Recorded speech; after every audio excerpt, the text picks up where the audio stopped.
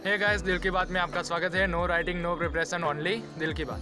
Guys, आज हम बात करने वाले हैं माँ के बारे में। आप सोच रहे होंगे आज क्यों माँ के बारे में, ऐसा तो क्या हुआ इसके साथ, तो आज उसे माँ की याद आ गई। तो बता दो, आज ऐसा हुआ कि कल ही मेरी माँ से लड़ाई हो गई। आपको तो पता ही होगा अगर आप टीन एज में होगे तो। जब हम टीन एज में होते हैं तब माँ के साथ ज़्यादा लड़ाई होती है। मतलब कि जो माँ बोलती है वो हमें पसंद नहीं आता। हमारे और माँ के विचार कभी एक नहीं होते और ऐसे टाइम पे हमारा और माँ के बीच अनबन पैदा होती है। हर बार लड़ाई हो जाती है। आपके साथ ऐसा हुआ है? मेरे साथ तो कल ही हुआ। हाँ, अभी अफसोस हो रहा है कि नहीं लड़ना चाहिए था, मुझे ऐसा नहीं बोलना चाहिए था, ऐसे बात नहीं करनी चाहिए। हर बार होता है। फिर से माँ सामने से ही बुला लेती कि माँ ऐसी है। वो अपने बेटे के साथ या अपनी बेटी के साथ बात किए बिना नहीं रहते और हम थोड़े चिड़चिड़े होते हैं टीनेज में। इसी वजह से हम अपने एटीट्यूड में रहते, ईगो में रहते हैं। नहीं, मैं नहीं बुलाऊंगा या नहीं बुलाऊंगी माँ बुलाएगी। आज आपको मैं माँ और बेटे की एक स्टोरी सुनाता हूँ। एक ऑफिस में काम करने वाला लड़का था, उसकी अच्छी जॉब थी। वो हर वक्त जॉब में वहाँ पे छुट्टी ही नहीं होती, तो मतलब कि उसे टाइम ही नहीं मिलता था अपने फैमिली के साथ कहीं बाहर घूमने का। उसकी शादी नहीं हुई थी। उसकी एक माँ थी, एक बेटा नहीं, भाई था, बहन थी। लेकिन वो घूमने कभी नहीं जाता। एक बार उसकी ऑफिस में एक साथ 3 छुट्टी आई बैक टू बैक, तो उसने कहीं बाहर घूमने जाने का प्लान बनाया।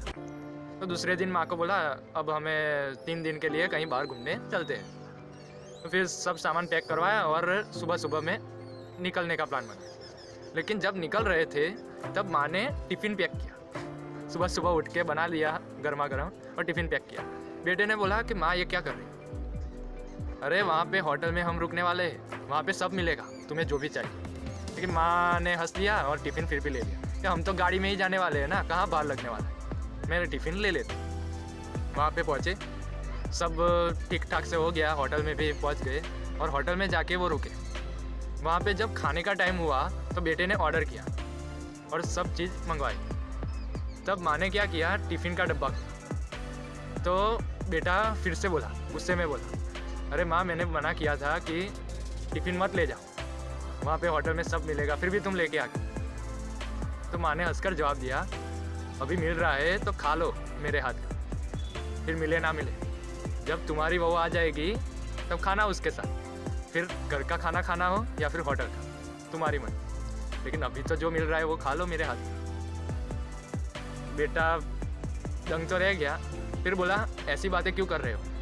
हम यहाँ पे मौज करने आए, एंजॉय करने आए और तुम ये सब बातें लेके बैठ गए। फिर वो दिन गया, ख़त्म हो गया। 3 दिन वहाँ के सब इंजॉय करते करते 3 दिन गुजर गए, उसे पता ही नहीं चला। फिर बाद में जब निकलने का टाइम आया तो दूसरे दिन सुबह वो लोग उठे, तब पता चला वहाँ पे बर्फ़ बहुत ज़्यादा ही गिर गई। इसकी वजह से सभी रास्ते ब्लॉक हो गए, वो समय से पहुँचने नहीं वाला था। वहाँ पे लोगों ने बोला कि जब तक ये बर्फ़ नहीं हटेगी तब तक हम नहीं जा सकते। तो वो लोग होटल में ही फंस गए। वो फंस गए तो वो तो ज़्यादा घबरा गया कि ऑफिस में तो 3 ही छुट्टी थी और 3 छुट्टी कल तो ख़त्म हो जाएगी, ऑफिस में एक भी रजा हुई तो डांट पड़ेगी। वो फिर भी गुमसुम होके बैठ गया।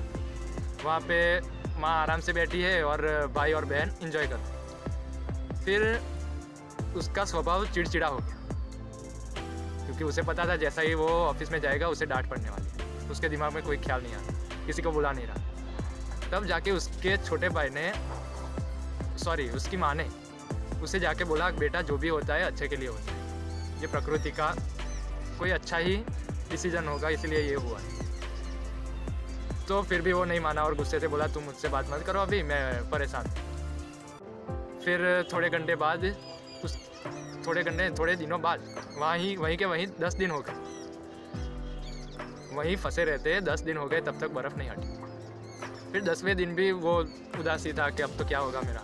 लेकिन उसके छोटे भाई ने उसके साथ जाके बात की कि भैया मुझे पता है कि आप टेंशन में हो, आप जैसे ही जाओगे ऑफिस में आपको डांट पड़ेगी कि 3 दिन की छुट्टी थी और 10 दिन हो गया, लेकिन इसमें भी एक प्लस पॉइंट है कि आपको पता है। तो भाई बड़ा भाई गुस्से होके बोला, इसमें तुझे क्या प्लस पॉइंट दिख रहा है, तू मेरा मजाक उड़ा है, तू अभी जा यहाँ से। तो छोटे भाई ने बोला, आपने एक बात नोटिस नहीं की, इन 10 दिनों में हमारी माँ ने ना तो बर्तन धोए, ना कपड़े धोए, ना खाना बना, सब होटल में तैयार आ गया। घर में ये सब काम कर करके उसके हाथ कठिन हो गए, उसे एक पल भी आराम नहीं मिला। लेकिन इस 10 दिनों में उसने एक भी काम नहीं किया। क्या आपने उसके हाथों को स्पर्श करके देखा कि उसमें क्या बदलाव आया?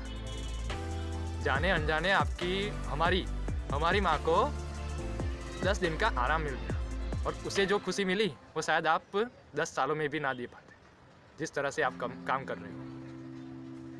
तो उसका भाई तो दंग ही रह गया। बड़े भाई को पता चल गया, उसके दिल को छू गई ये बात। हे गाइस, स्टोरी कैसी लगी कमेंट में ज़रूर बताना, और वीडियो अच्छी लगी हो तो लाइक ज़रूर करना। और ऐसे ही हर रोज़ कोई नई स्टोरी या नया एक्सपीरियंस, जो मेरा एक्सपीरियंस है, वो सुनने के लिए मुझे सब्सक्राइब जरूर कर लीजिए। मिलते हैं अगली दिल की बात में, तब तक के लिए गुड बाय।